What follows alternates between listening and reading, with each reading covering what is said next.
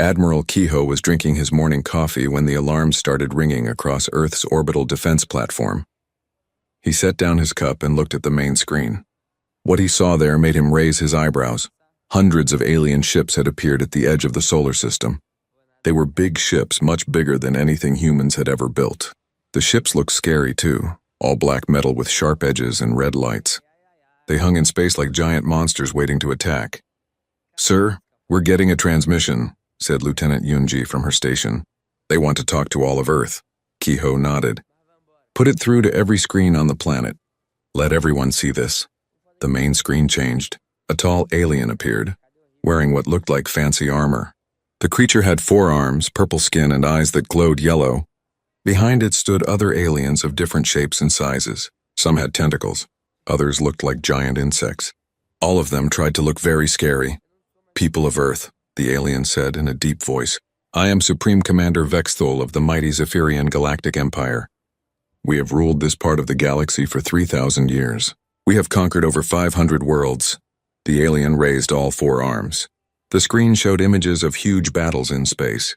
Planets burning, cities being destroyed, millions of aliens kneeling before Zephyrian commanders. "Look upon our power and tremble," Vexthul continued. "Our fleet has 1 million ships. Our armies number in the billions. We have weapons that can destroy stars. No race has ever stood against us and survived." More images appeared, giant weapons firing beams of energy, entire solar systems being wiped out, alien leaders begging for mercy before being put in chains. Kehoe watched all this with a straight face. Around the command center, his crew tried not to laugh. One young officer had to cover his mouth with his hand. "You humans have spread to many worlds without our permission," Vexthul said. "This is not allowed. You will surrender now. You will become servants of the Empire. Your strongest will work in our mines. Your smartest will build our machines. Your leaders will bow before us." The alien pointed at the camera with one of his 4 fingers. "If you refuse, we will destroy every human world. We will hunt down every human ship. Your race will become extinct. You have 24 of your Earth hours to surrender." The transmission ended. The command center was quiet for a moment. Then Lieutenant Yunji started giggling. She tried to stop herself, but she could not. Soon she was laughing so hard that tears came out of her eyes. "I'm sorry, sir," she said between laughs. "But did you see how serious he looked when he said that? It was like watching a bad movie villain." Other officers started laughing too. Even Kehoe smiled. "Sir," said Captain Taman from the communications desk, "we're getting calls from all over Earth. People want to know if this is some kind of joke." Kehoe looked at the screen again. The alien ships were still there, looking as threatening as before, but somehow they did not seem scary anymore. They looked silly, like props from an old science fiction movie. "Get me Dr. Bora," Kehoe said. "I want our best alien expert to look at this." Dr. Bora arrived 20 minutes later. She was a small woman with gray hair and smart eyes. She had studied aliens for 30 years, even though humans had never met any before today. "Well?" Kehoe asked her. Bora shook her head and smiled. "Admiral, this is the most amateur intimidation display I have ever seen. Look at their ship designs. They are built to look scary, not to fight well. Look at their leader. All that dramatic pointing and shouting. It is like they learned how to be threatening by watching our old movies." "So they are not dangerous?" Taman asked. "Oh, they might be dangerous," Bora said, "but they are also very stupid. They think showing off big weapons will make us scared. They do not understand that humans have been making scary movies for over 100 years. We know what fake threats look like." Kehoe's personal communicator buzzed. It was a message from Earth's President Song-ho. "Kehoe, the whole planet is laughing at these aliens. My daughter just asked me if she can dress up as a Zephyrian for Halloween. What should we tell them?" Kehoe thought for a moment. Then he smiled. "Yunji, open a channel to the alien fleet." "Channel open, sir." Kehoe looked into the camera. "Greetings, Supreme Commander Vexthul. This is Admiral Kehoe of Earth Defense. We received your message. Thank you for the entertainment. We have not laughed this hard in years." He paused. "We appreciate all the effort you put into your little show. The special effects were quite good. The dramatic music was a nice touch. However, we must politely decline your generous offer of slavery. We are quite happy being free." Kehoe smiled wider. "If you would like to visit Earth as tourists, you are welcome. We have many fine restaurants and entertainment centers. But if you are planning to conquer us, you might want to find a different hobby. Have a pleasant day." He made a gesture and Yunji cut the transmission. Across Earth, people were watching the news. The alien threat was the top story on every channel. But instead of panic, there was laughter. Comedy shows were already making jokes about the dramatic alien commander. Social media was full of memes showing Vexthul with funny captions. Children were drawing pictures of the scary alien ships and putting silly faces on them. Teenagers were making videos of themselves pretending to be terrified space emperors. On the space colonies, humans were having viewing parties. They set up big screens to watch the alien ships and made bets about what the aliens would do next. The mining station on Proxima Centauri sent a message to Earth. "We can see some alien scout ships near our system. They are just sitting there looking dramatic. Should we offer them popcorn?" Back on the Zephyrian command ship, Vexthul stared at his screens in confusion. In 3,000 years of conquest, no race had ever responded like this. Usually his intimidation display made entire planets surrender immediately. "Commander," said his aide, a six-armed creature named Krixtal, "should we prepare for attack?" Vexthul did not answer. He was trying to understand what had just happened. The human admiral had thanked him for entertainment. Entertainment? As if the mighty Zephyrian Empire was some kind of show, "Sir?" Krixtal said again. "Prepare the second wave intimidation protocol," Vexthul finally said. "These humans clearly do not understand our power. We will show them something that will make them afraid." But even as he gave the order, Vexthul felt something he had never felt before. Doubt. For the first time in his long career of conquest, he wondered if intimidation would be enough. Captain Sujin was having breakfast when her ship's computer told her about the alien visitors near Kepler 442b. She was commanding the diplomatic vessel Busan's Pride, which was supposed to handle first contact situations. Nobody had expected first contact to be this funny. "Captain, the colonists on Kepler are throwing a party," reported Lieutenant Han Wool from the communication station. "They say the alien ships look like giant space butterflies and want to know if they can take pictures." Sujin almost choked on her coffee. "Pictures?" "Yes, ma'am. Apparently the local art school wants to use them as models for sculpture class." 3 days had passed since the Zephyrians had made their big announcement. Instead of hiding in fear, humans everywhere were treating the alien invasion like the best entertainment they had ever seen. On Proxima Centauri b, the miners had set up betting pools. They were taking bets on which type of alien would show up next and what silly threats they would make. The current favorite was giant space lobsters with laser claws. The colony on Wolf 359 had organized Alien Appreciation Night every evening. Families gathered to watch the Zephyrian ships through telescopes and rate their designs. So far, the ships were getting low scores for practical design, but high marks for dramatic flair. Sujin had been ordered to make official contact with the aliens. She was supposed to find out what they really wanted and whether they were actually dangerous. But first she had to stop her own crew from laughing every time they saw the alien ships. "Ma'am, we're receiving a transmission from the alien fleet," Han Wool said. "They want to meet with us." "Put them through," Sujin said. The main screen showed Supreme Commander Vexthul again. He looked even more serious than before. Behind him stood other alien commanders, all trying to look threatening. "Human vessel," Vexthul said in his deep voice. "I am Supreme Commander Vexthul. You will come aboard my ship immediately. We must discuss your surrender terms." Sujin looked at her crew. They were all trying not to smile. "We would be happy to meet with you, Commander. However, we prefer to meet in neutral space. Perhaps on a space station?" Vexthul's 4 eyes glowed brighter. "You do not make demands of the Zephyrian Empire. You will come to us and bow before our might." "I understand you feel strongly about this," Sujin said calmly. "But diplomatic meetings usually work better when both sides feel comfortable. How about we meet halfway? We can set up a conference room on one of the asteroid mining stations." The alien commander looked confused. This was not how conquered species were supposed to talk. They should be begging for mercy, not suggesting meeting locations. "Fine," Vexthul said after a long pause. "But you will witness the true power of the Empire." 2 hours later, Sujin and her diplomatic team arrived at mining station Delta 7. The station manager, a cheerful man named General Dongwu, had prepared a conference room. He had even put up decorations to welcome their alien guests. "I've never met real aliens before," Dongwu said excitedly. Do you think they'll want to try our food? I had the kitchen prepare a big welcome feast, Sujin smiled. I think they're more interested in making threats than eating, General.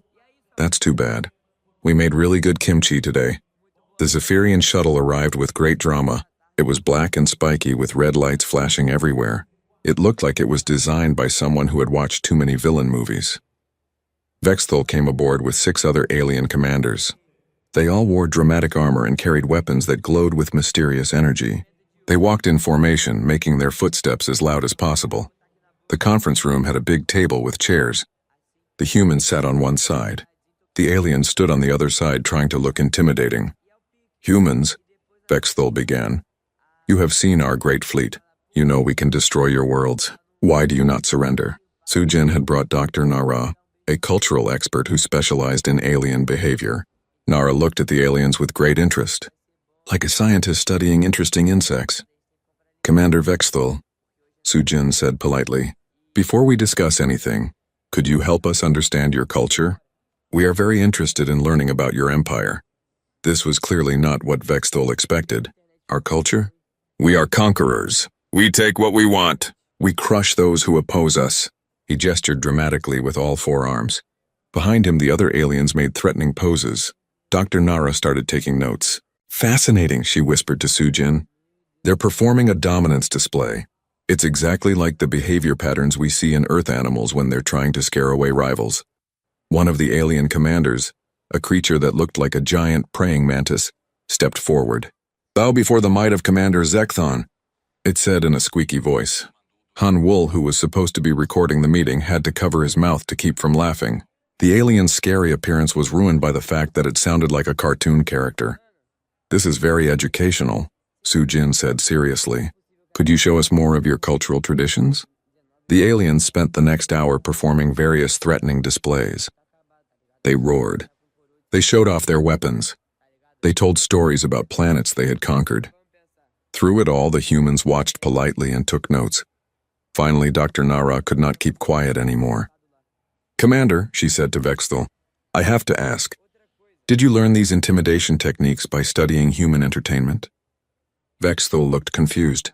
What do you mean? Well, Nara said, everything you just showed us is exactly like the villains in our old movies. The dramatic poses, the threatening speeches, the dark ships with red lights. It's like you're doing cosplay. Cosplay? Vexthul asked. It's when people dress up as characters from movies or books, General Dongwu explained helpfully. You're very good at it. You look just like the evil space emperor from Galaxy Wars Episode 7. The aliens looked at each other in confusion. This was not how intimidation was supposed to work. You are not afraid, Vexthul said slowly. Should we be? Sujin asked. I mean, you seem very nice. A little dramatic, but nice. Vexthul was quiet for a long moment. Then he said something that surprised everyone. In 3,000 years of conquest, no species has ever called us nice. Well, Sujin said with a smile, maybe you've been hanging around with the wrong species. The meeting ended with the aliens looking more confused than threatening. They returned to their ships to think about what had happened. Back on the human ships, the crew was excited. Captain, Han Wul said, did you see how they reacted when we weren't scared? I think they have no idea what to do with us. Sujin nodded. I think you're right. Send a report back to Earth. Tell them the aliens are more confused than dangerous, but also tell them to stay alert. Confused enemies can sometimes be more dangerous than confident ones. As the Busan's pride headed back toward Earth, Sujin wondered what the aliens would try next. She had a feeling that this strange first contact was just getting started. Commander Jae-sung was watching the news when the aliens decided to get more serious. He was commanding the Human Rapid Response Fleet, which was supposed to handle emergencies in space. But this emergency was unlike anything he had trained for. Sir, look at this, said Dr. Yoon-soo, his military advisor. She pointed at the screen showing live footage from the asteroid belt near Mars. The aliens just destroyed 3 big asteroids with some kind of super weapon. Jae-sung watched as massive alien ships fired bright beams of energy. The asteroids exploded in spectacular displays of light and rock. It was actually quite beautiful. I think they're trying to scare us again, Jae-sung said. If so, it's not working, Yoon-soo replied. Look at the viewer comments. The live news feed was showing comments from people watching around the solar system. Instead of fear, there was excitement. Wow. Better special effects than any movie. Can they do that again? I missed recording it. My kids want to know if the aliens can make the explosions spell out words. This is way better than fireworks. Within hours, the asteroid destruction videos had become the most watched content in human space. Every news channel was showing them. Scientists were analyzing the alien weapons and giving them scores like movie critics. Dr. Yang Ho from the Space Physics Institute appeared on the morning news show. The alien energy weapons are quite impressive, he said seriously. I'd rate them about 7.5 out of 10 for visual impact. However, they seem very inefficient. A human weapon could destroy those asteroids using much less energy. The show's host, a cheerful woman named Misu, nodded. So you're saying we shouldn't be worried? Oh, I wouldn't say that, Yang Ho replied. Any weapon that can blow up asteroids is dangerous. But from an engineering perspective, these aliens seem to care more about looking impressive than being practical. Captain In-ho, commander of the stealth ship Silent Dawn, had been sent to observe the alien fleet more closely. What he discovered was both funny and alarming. Commander Jae-sung, In-ho reported over secure communication. I've been watching the aliens for 3 days. Their fleet is huge, but their tactics are terrible. How terrible? Jae-sung asked. They arrange their ships in perfect formations that look impressive but make them easy targets. They announce their attacks hours in advance. They seem to think that looking scary is more important than actually fighting well. Dr. Yun-soo frowned. That doesn't make sense. How did they conquer 500 worlds? I think I know, In-ho said. I intercepted some of their communications.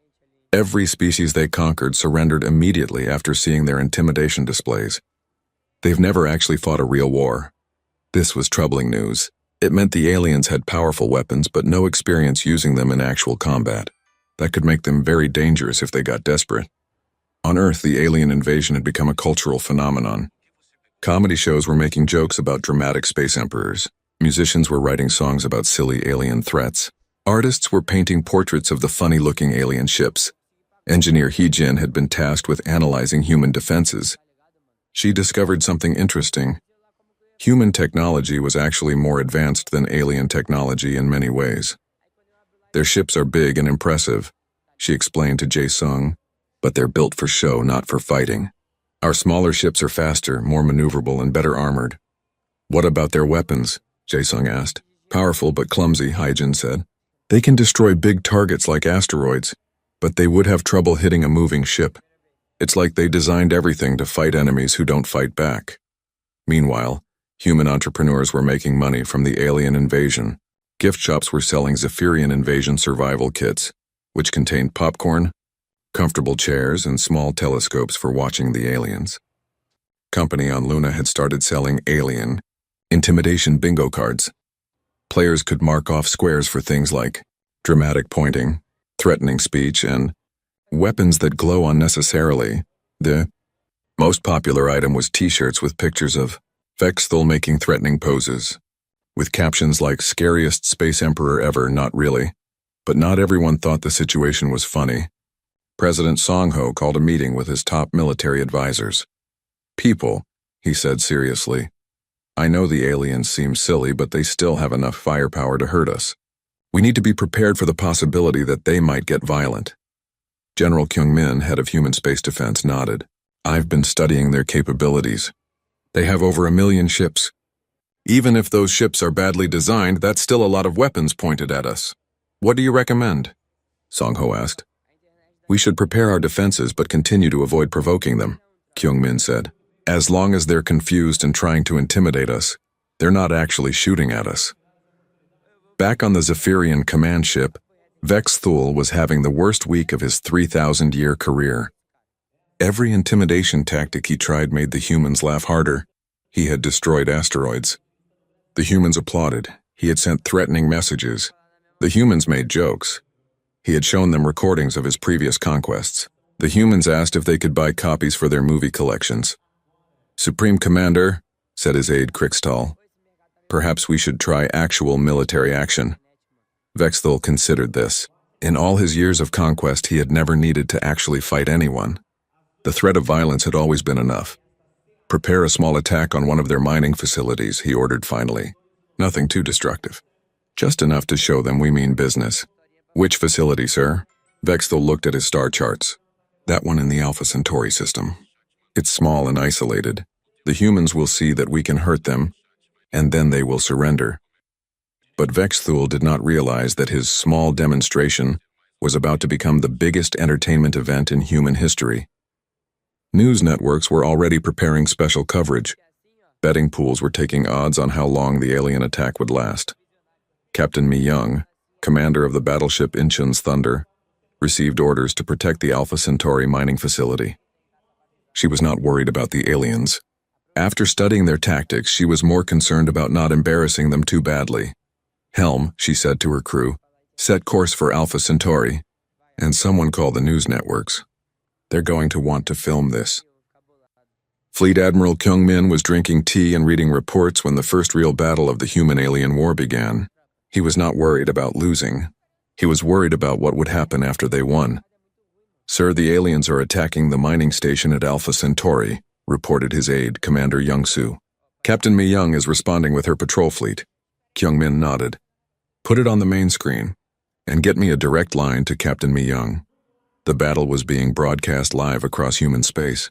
Every news network had cameras pointed at the Alpha Centauri system. Sports commentators were giving play-by-play analysis like it was a game. Here come the alien ships, said the commentator on Galactic Sports Network. They're approaching in a perfect line formation. Very pretty, but not very practical for combat. That's right, Jinwoo, replied his co-commentator. And here comes Captain Mi Young with 3 human patrol ships. Much smaller than the alien vessels, but watch how they move. On his command ship, Kyung-min watched the tactical display with growing concern. Not concern for the battle. The human ships were clearly superior. His concern was for what came next. The alien attack was exactly what Captain Mi Young had expected. 12 large Zephyrian ships approached the mining station in a straight line, firing their energy weapons in dramatic but ineffective patterns. Alien ships, this is Captain Mi Young of the Human Defense Fleet, she broadcast on open channels. You are attacking civilian facilities. Please withdraw immediately. The response from the alien commander was predictably dramatic. Surrender now, humans. Witness the power of the Zephyrian Empire. Mi Young sighed. All ships, defensive pattern Omega. Try not to hurt them too badly. The battle lasted exactly 14 minutes. The alien ships, built for intimidation rather than combat, were no match for human military vessels designed for actual fighting. Their weapons were powerful but slow. Their shields were impressive-looking but weak against focused fire. Across human space, people watched as their ships danced around the clumsy alien vessels. Children cheered every time a human ship dodged an alien attack. Adults placed bets on which alien ship would be disabled next.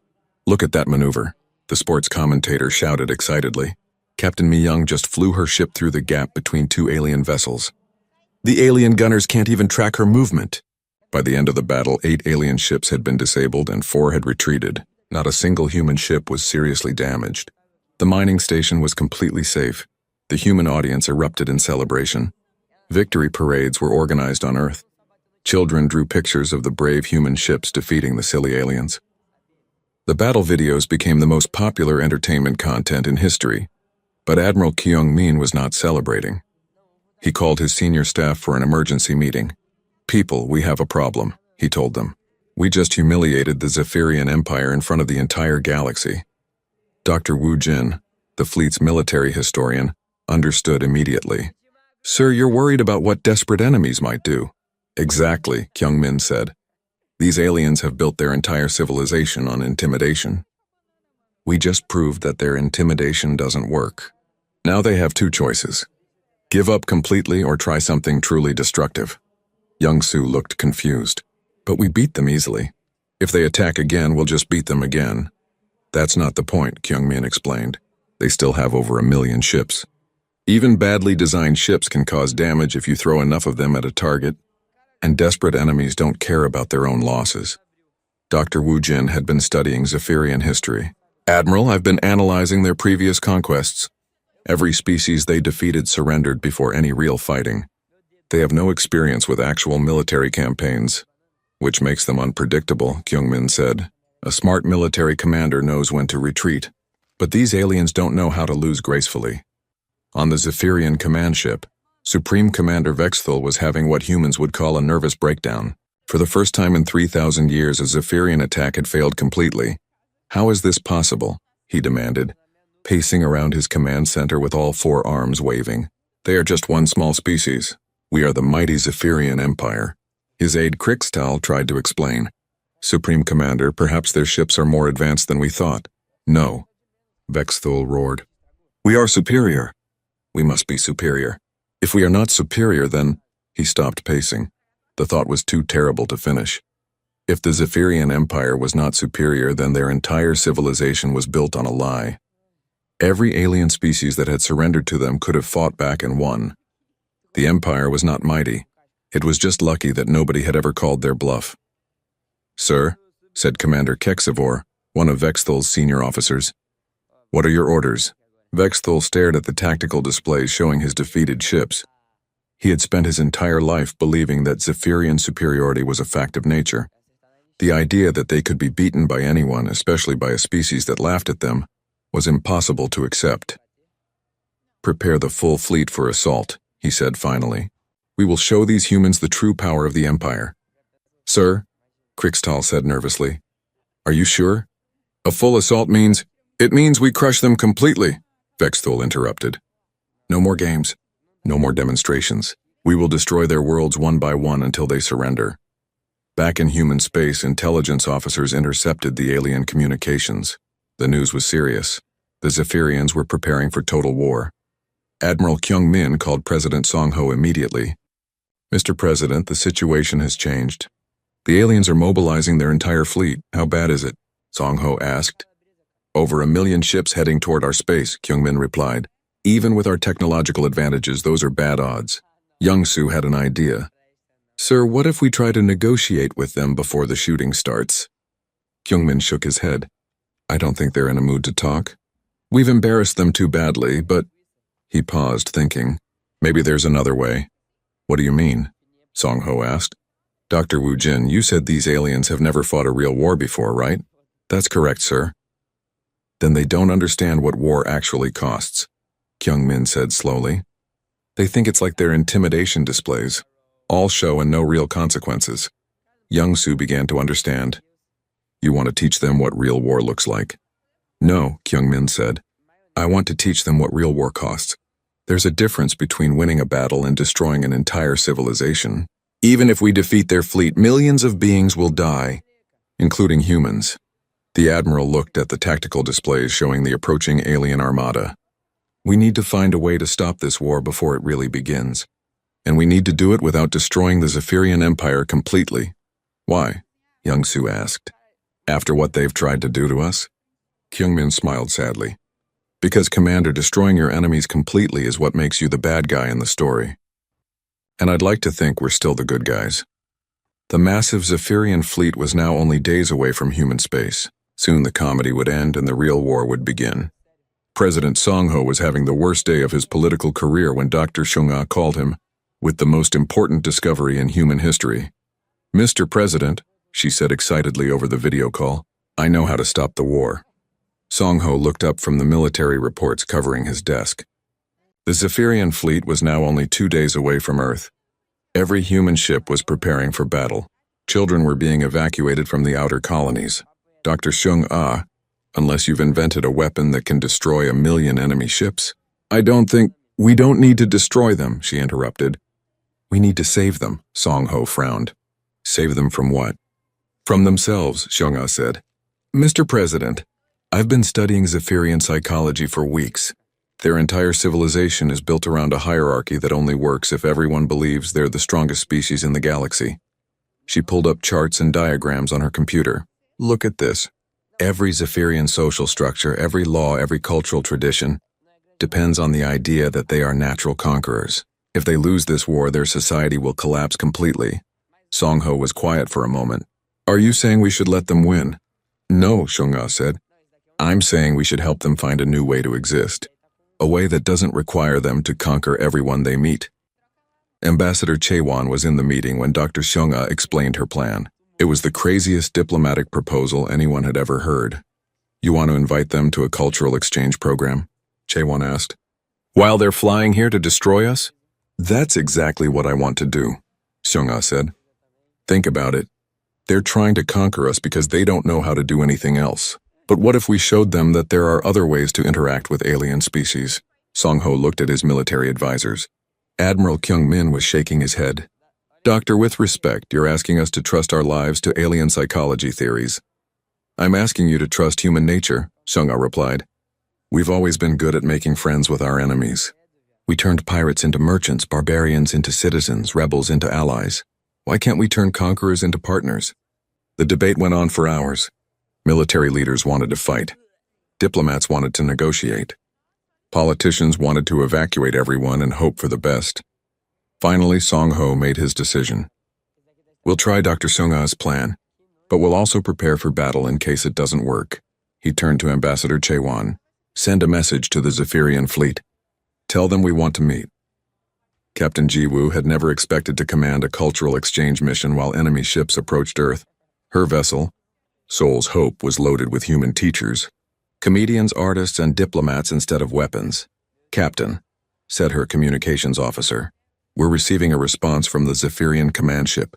Supreme Commander Vexthul wants to know why we're not running away in fear. Ji-woo smiled. Tell him we'd like to invite him and his officers to dinner. The meeting took place on a neutral space station halfway between the human and alien fleets.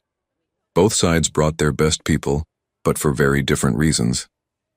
Vexthul arrived expecting to receive humanity's surrender.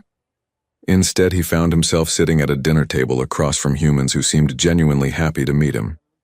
Supreme Commander, said Ambassador Chae-won, we've prepared a feast in your honor. We hope you'll enjoy trying human food. Vexthul looked confused. You are not surrendering. We were hoping we could be friends instead, Chae-won replied. We've learned so much about your empire, and we'd love to share what we know about human civilization. What followed was the strangest diplomatic meeting in galactic history. Instead of surrender terms, the humans offered cultural exchange programs. Instead of demanding tribute, they suggested trade agreements. Instead of conquest, they proposed cooperation. Dr. Seung-ah explained human society to the bewildered aliens. We used to solve problems through conquest too, she said. But we discovered that working together gets better results than fighting. Impossible, said Commander Kexvor. The strong must rule the weak. That is the natural order, is it? Asked Professor Minho, a human historian. On our world, we have creatures called ants. Individual ants are very weak, but when they work together, they can build cities and move mountains. He showed the aliens videos of human cooperation, cities being built, space stations being constructed, scientific discoveries being made by teams of researchers working together. You see, Minho continued, we learned that cooperation makes everyone stronger. Even the weakest human can contribute something valuable.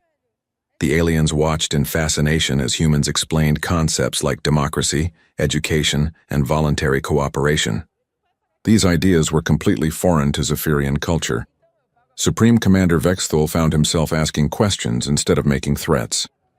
But how do you maintain order without fear? Through trust, Ambassador Chae-won explained. When people trust each other, they don't need to be afraid. The cultural exchange continued for days. Human teachers showed alien students how human schools worked. Human comedians performed for alien audiences, teaching them that laughter was a form of communication, not just a sign of disrespect. Slowly, some of the aliens began to understand. Commander Kexivor was especially interested in human art and music. You create beauty just for the sake of beauty, he said wonderingly. Not to intimidate or impress, but just because you enjoy it. That's right, said the human artist So Young. Creating beautiful things makes us happy, and when we share them with others, it makes them happy too. But not all the aliens were convinced. Some of Vexthul's officers thought the humans were trying to trick them with clever words. They wanted to continue with the invasion. The breakthrough came when Dr. Seung-ah made a simple observation. Commander Vexthul, she said during one of their discussions, you keep saying that the Zephyrians must be superior to everyone else. But why? Vexthul looked confused. Because we are. But what if you didn't have to be? Seung-ah asked gently. What if you could just be yourselves? What if being Zephyrian was enough without having to be better than everyone else? For the first time in his long life, Vexthul had no answer. The final agreement was unlike any treaty in galactic history. Instead of surrender terms, it established the Galactic Comedy Council, a diplomatic organization where conflicts would be resolved through cultural exchange rather than war. The Zephyrian Empire would gradually transform from a fear-based hierarchy into a cooperative confederation. They would keep their love of dramatic presentations, but use them for entertainment rather than intimidation. Human teachers would help educate young Zephyrians about cooperation and friendship. Alien engineers would share their advanced technology with humans.